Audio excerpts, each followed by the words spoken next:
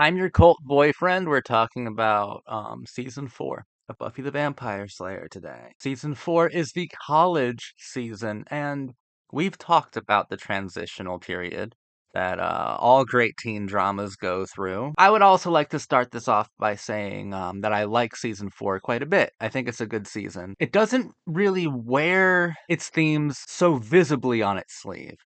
I think this time is one of the few times where I like actually I think fully understood and engaged with the actual core philosophy of the season, but I'll get into that in a moment. I love teen drama. Teen drama, I think, is uniquely suited for television because it's a coming of age, long form narrative where through television, through the seasons, you see the characters actually grow up, actually age. And with age comes changes. A college season is always a difficult time for a teen drama. Dawson's Creek, I mean, oh, I got a prop of Dawson's Creek right here. I can reference it. They tripped and stumbled a bit in season 5 and 6, their college seasons. Veronica Mars season 3 tripped and stumbled as well. One Tree Hill just said, "Fuck college, we're doing a time jump," which is fucking based. That's a Chad move. The more that I think about it, that's a big fucking Chad move.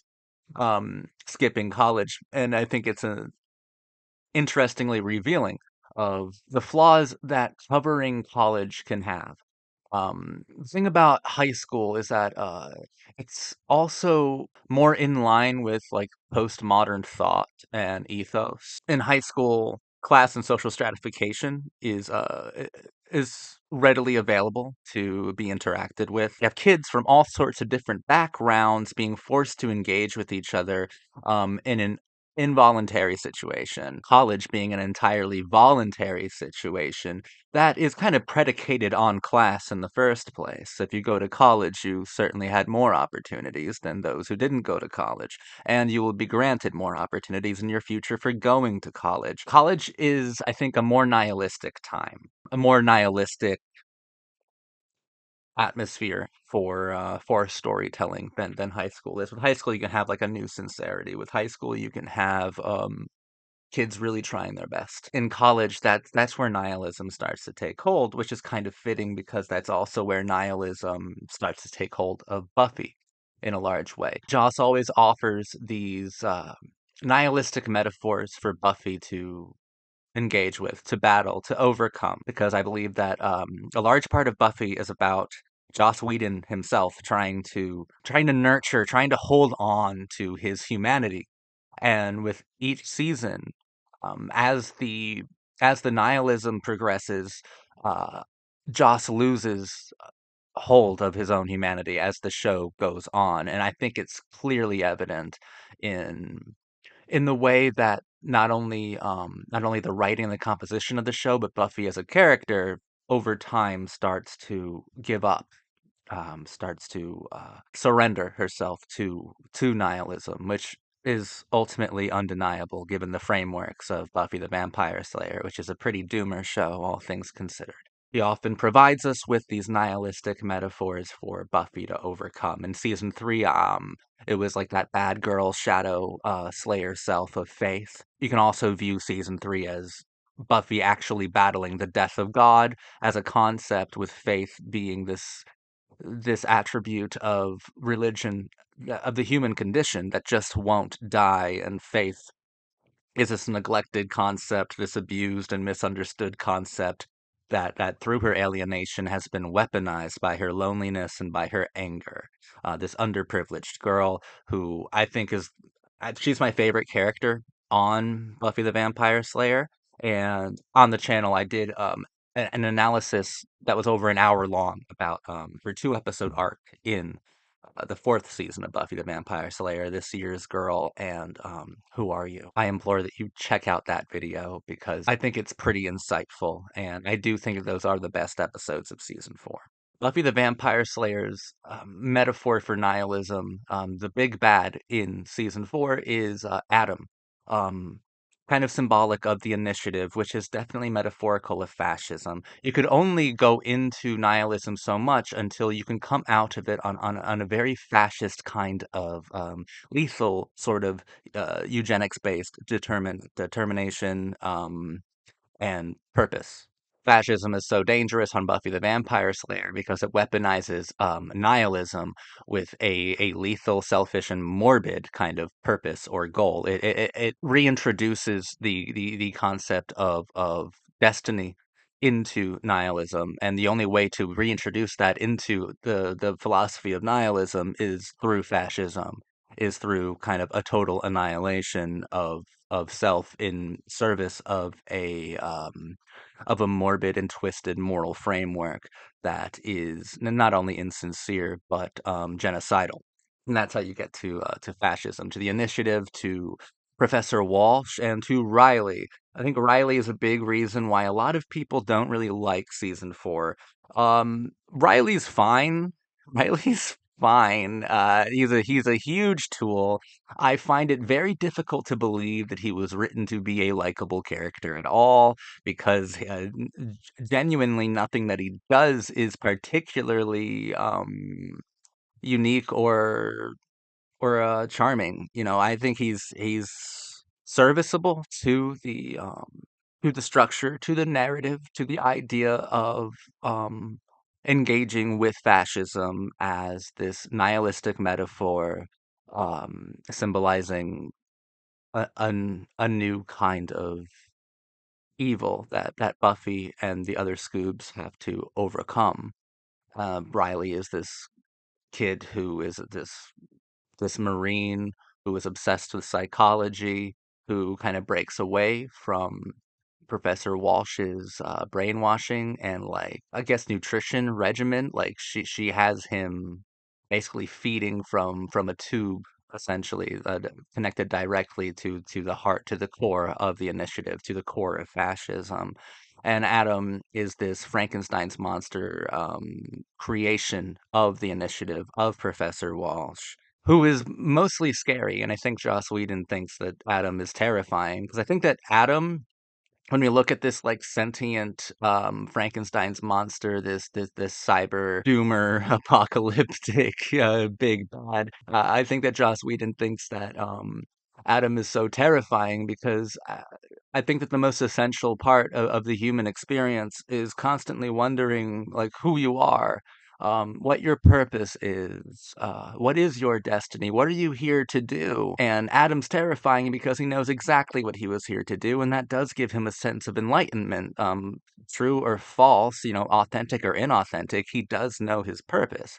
And I think that's terrifying to Joss Whedon, so it's fun to work within that framework. And also, we're getting some signs of the auteur here. Of course, I think that Adam is like a prototype for Ultron for his Avengers films that he would make much later on in his career. Joss is clearly interested in having these kinds of discussions about the nature of artificial intelligence, about science, about fascism through science, the totalitarian nature of actually understanding your purpose in life, because that is something that is programmed. It's not something that is necessarily inherited.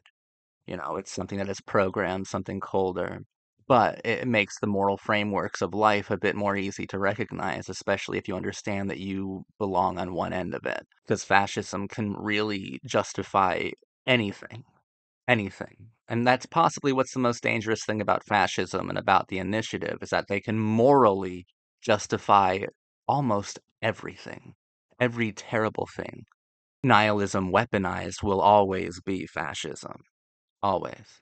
Yeah, that is terrifying. I do think that Forrest, Riley's friend, his closest friend in the initiative, is an interesting character, if not a little underdeveloped. Just slightly, though, slightly, because it does insist on him a few times. There should have been one more thing. I wish he was more included in the Scoobs or something. Like maybe if he had like a friendship with any of the members of the Scoobs, you know, if he wasn't so isolated to Riley. I think that Forrest could have been a really interesting character if he had some sort of dynamic with I don't know, with anybody, just some sort of friendship or even like mild interaction with anyone who wasn't Riley, or even when he interacted with Buffy, it was because of he was jealous of Riley's infatuation with the girl.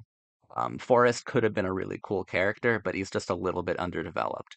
I think that the attention, the focus of season four, I think is mostly on point, but now Joss is having, and all of the writers are having to incorporate an entirely different television show within this one, considering that Angel started at the same time, and there are quite a few different crossovers within season four that would make sense if you watched Angel directly afterwards. If you only watch Buffy, you don't really feel like you're missing too much, but it is a hindrance to the show a little bit sometimes. It does affect it negatively sometimes.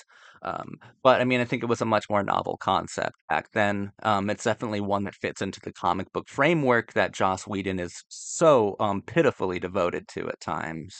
But that kind of limits Buffy the Vampire Slayer season four in a couple different ways. Angel, I do like the show Angel. We're not going to cover Angel, at least not anytime soon. I miss Cordelia so much. That is my wife, but we're not going to LA. We're not going to do Angel right now. I think the best way to watch the Buffyverse, is getting a watch guide and watching Buffy and then the episode of Angel that you're supposed to watch. Like that's the best way to experience the Buffyverse for at least the first time.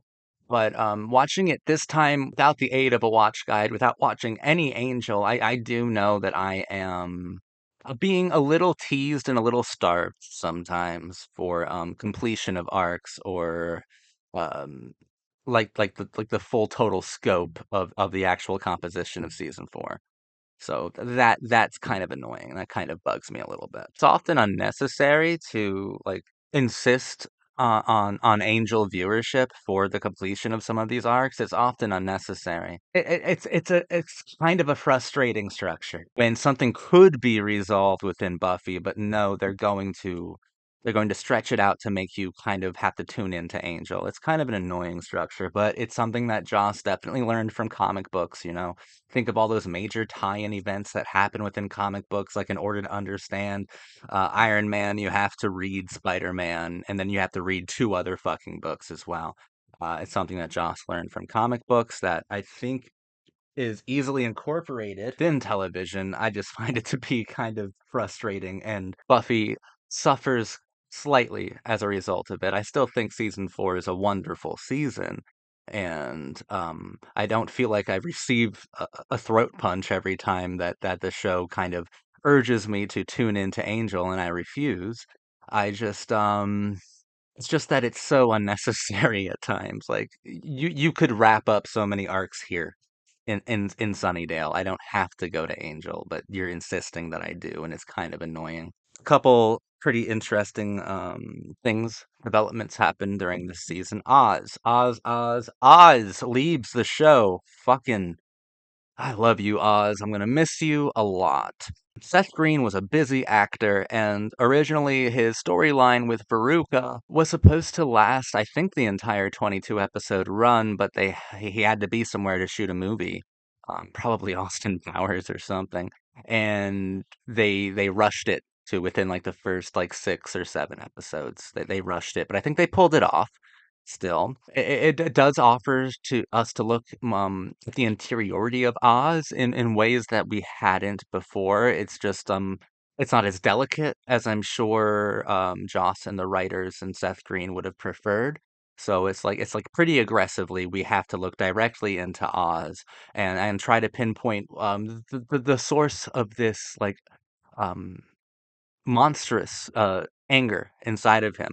And I think, thank God he comes back for the episode New Moon Rising, because that's actually a beautiful episode. That's an episode that gets me crying when Oz finally says goodbye to Willow. And Willow says something along the lines of, like, I think I'll always be waiting for you. Like, if I see you, like if I see you 50 years from now in a foreign country, I won't be surprised because I'll always be waiting for you.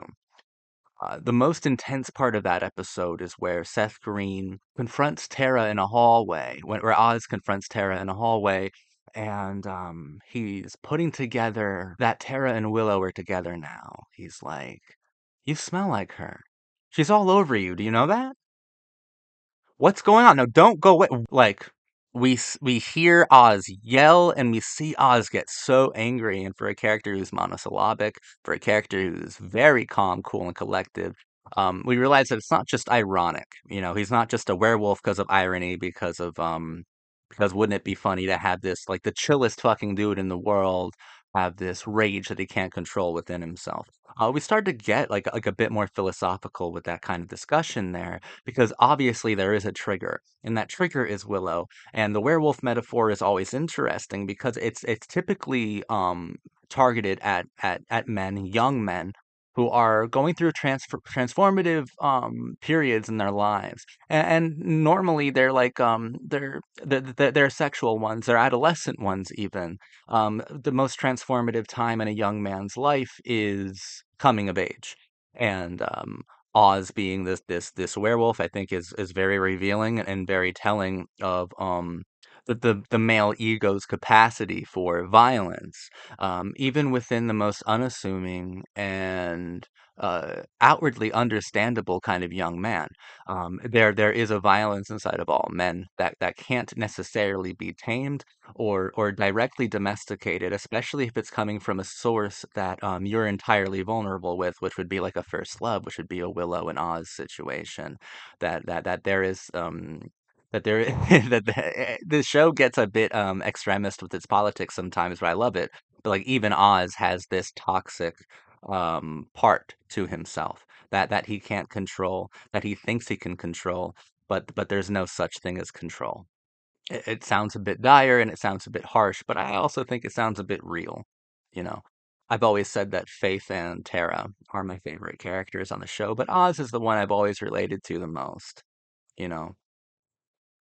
Like no matter how hard you try to find your zen or whatever that means, and no matter how cool and calm you try to appear, it's a constant process of composition. Oz is always composing himself. I think he's always soothing himself because he might always be on the brink of changing into a monster that he can't really control.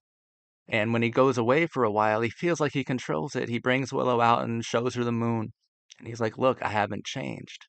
Like, I got it under control. I met these monks or whatever." Well, we're learning how to kind of master the werewolf inside of me. But Willow's the ultimate trigger. Heartache's the ultimate trigger. Those things you can't account for. I think young men are always in a state of constant composition. They're always undergoing construction. And no matter how composed you are, there's always something that's going to uh, trigger something primal within you. And now that I've said the word primal, I would like to talk about what I think is the driving force philosophically behind season four. And it's about primal urges, about innate human characteristics, which are animal at times. Oz definitely expresses this concept through his transformative qualities that he can't domesticate, satiate, satisfy. He has to leave the narrative of Buffy the Vampire Slayer entirely because he can't control his primal base urges. Faith, when she shows up, I mean, she is like primal hedonism and nihilism incarnate. I fucking love her to death. She is great, but her arc on Buffy this season, she comes to the realization that, you know what, murder is wrong, and like I said in my over an hour long analysis of those two episodes, I think that part of that is saying, like, maybe nihilism feels so brutal because it is brutal, because maybe it is unnatural. Maybe nihilism feels so brutal because it is brutal, because it's primal, because it's animalistic. Primal is unnatural. Nihilism can be grossly unnatural. Maybe murder is wrong because it's wrong. Because our primal core will always be there, um, kind of trying to manipulate us to act in more animal ways, more gruesome and morbid ways to each other. And you can dress that up with an initiative. You can dress that up in clever outfits and amazing weaponry and firepower. But at the end of the day, part of the human experience is also not only warring with the nihilism that is intrinsic to our lived experience, but also those more animalistic urges and tendencies. The season finale, Restless, is one of the most troubling and I think one of the most terrifying episodes of Buffy the Vampire Slayer. It terrifies me. Incredibly composed, absolutely terrifying. It gives me the fucking it creeps me out. It fucking it scares me. It really does scare me. It's the one about all these dreams. And I think there are 1,000 different places you can go for dream by dream, frame by frame analysis because there is a lot of meaning and a lot of like even like red herrings, like the cheese man and shit like thrown into all of these dreams. You could spend a few hours just analyzing Restless. I'm not here to do that. Go watch someone else's video, go read some old blog post about the Greek poem of Lesbos that Willow is painting on Tara's back, or go somewhere else if you want to talk about 730 and counting down from it, and as long as you're back before dawn, like go somewhere else if you want all of that. All that is very interesting and intriguing, but broad strokes here. And if it goes back to my theory on this season being an exploration of not only fascism, but how I think fascism is nurtured by those kind of primeval parts in all of us. And the point of the Restless episode is that the first Slayer ever is kind of hunting them down because Buffy tapped into this primal energy that is the collected energy of all the Slayers, which Faith must also have the ability to interact with as well, but I guess she just hasn't. And I think that this original Slayer is obviously like those animal components of Buffy, of of the show itself, of the show's own philosophy. And it's not like a huge showdown that happens. It's just Buffy talks to her like she is this disobedient animal. Like, no, I don't need you. I don't, go away. Go away. Go away. By the way, your hair, you should really think about what kind of impression you're making in the workplace. Kind of just lightly humiliates the original Slayer, as you would a disobedient animal, an undomesticated one.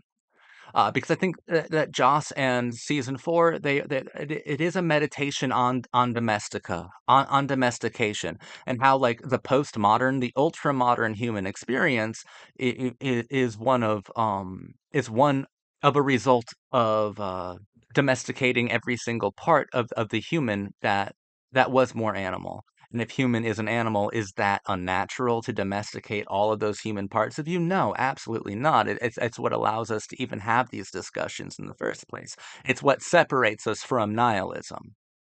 And yet, domestication is a form of repression, of soothing, of constant composition, of constantly composing yourself and your lived experience.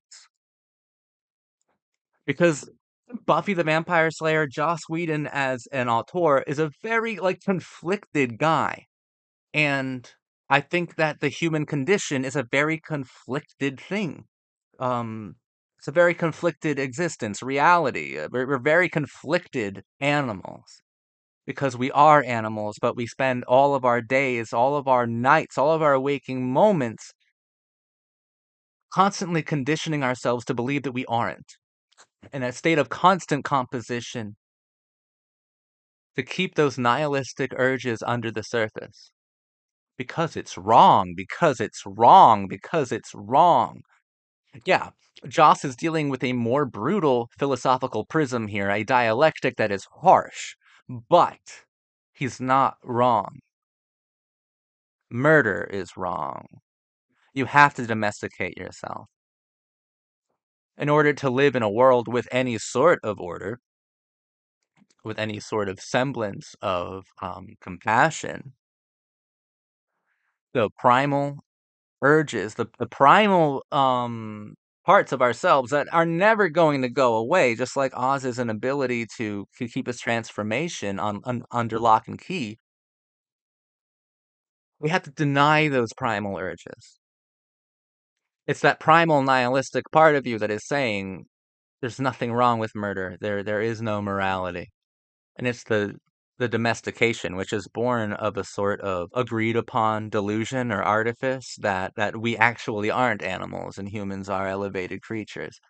That's the part that says murder is wrong. And in order to operate in any sort of society, you must believe in that. Whereas fascism caters to those primal urges in a way that is truly dangerous because it weaponizes those primal nihilistic urges because it legitimizes them in a certain way, because it gives it a direct purpose, because it gives it a direct overarching goal. It gives it something that is lethal to the outside world. It gives it a holocaust of destiny. That's what fascism does to the.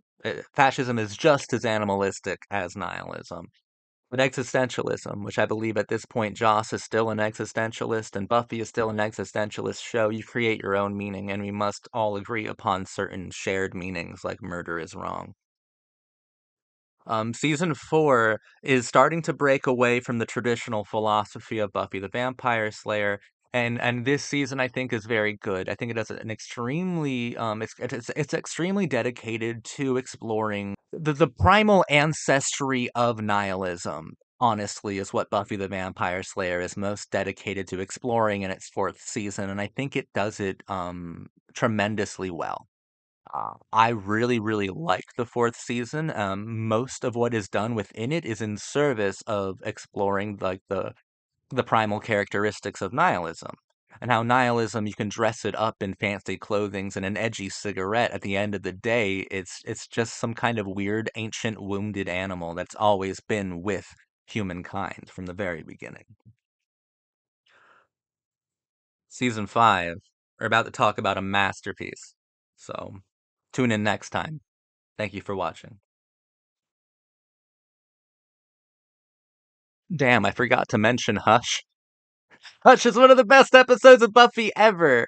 Ever, ever, ever, ever, ever, ever.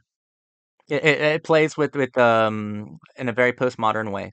It plays with the contraptions, with the storytelling mechanics, with the idea of communication and of language, with the inability to use either one in a way that is meaningful. It deconstructs, and it builds up a new sort of sincerity, but it never loses its existentialist veering rapidly towards nihilism, not nihilistic kind of frameworks. Hush is a great episode. I'm surprised I did not mention it. Hush, obviously, I think it's one of the best episodes of Buffy the Vampire Slayer. The first time we see Tara, I think her introduction is mechanically brilliant because she's a character with a speech impediment who has a lot of anxiety about speaking up. And she's introduced in an episode about the logistics, the mechanics of language itself, and just what communication actually means. It's a beautiful episode. Thank you for watching. I can't wait to talk about season 5. I can't wait. Like I said, we're going to be talking about something that is truly masterful.